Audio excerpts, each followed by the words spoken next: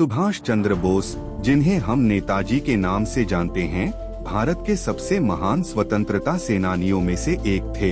लेकिन उनकी मौत आज भी एक रहस्य बनी हुई है और सबसे बड़ा सवाल यही है कि क्या नेताजी सच में 1945 में एक विमान दुर्घटना में मारे गए थे या फिर वो जिंदा बच गए थे। आधिकारिक कहानी के अनुसार 18 अगस्त 1945 को जापान के आत्मसमर्पण के कुछ ही दिनों बाद नेताजी ताइवान के ताइहोकू से एक जापानी सैन्य विमान में सवार हुए थे।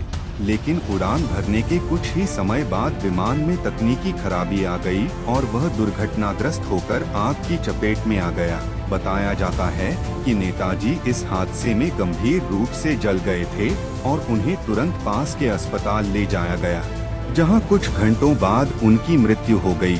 इसके बाद उनके शरीर का अंतिम संस्कार कर दिया गया और उनकी अस्थियां जापान के रेंकोजी मंदिर में रखी गई। इस घटना की पुष्टि शाह नवाज कमेटी और खोसला आयोग जैसी जांचों ने भी की, लेकिन कई लोगों को इस कहानी पर कभी भरोसा नहीं हुआ, क्योंकि इस घटना के ठोस सबूत जैसे स्पष्ट तस्वीरें या शरीर की पहचान सामने नहीं आई। और यहीं से इस रहस्य की शुरुआत होती है। समय के साथ कई अलग अलग सिद्धांत सामने आए, जिनमें से एक सबसे चर्चित सिद्धांत यह है कि नेताजी उस विमान दुर्घटना में मरे ही नहीं बल्कि वे बच गए और सोवियत यूनियन चले गए। कुछ लोग मानते हैं कि वहां उन्हें कैद कर लिया गया था।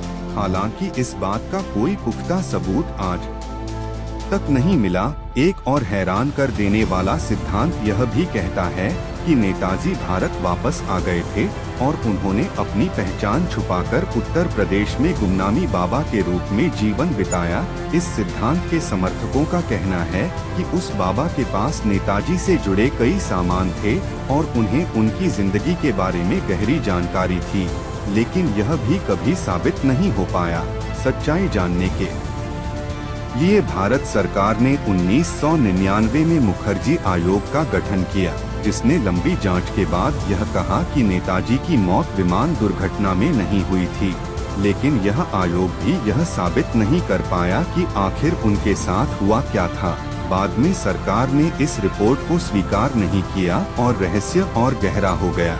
आज भी यह सवाल अनसुलझा है कि क्या नेताजी उस हादसे में मारे गए थे या फिर उन्होंने कहीं और अपनी जिंदगी बिताई।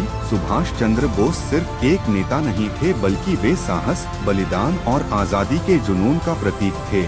और शायद यही कारण है कि उनकी मौत का रहस्य आज भी लोगों के दिलों और दिमाग में जिंदा है। और जब तक इसका कोई ठोस जवाब नहीं मिलता, तब तक यह सवाल हमेशा बना रहेगा कि आखिर नेताजी के साथ उस दिन सच में क्या हुआ था।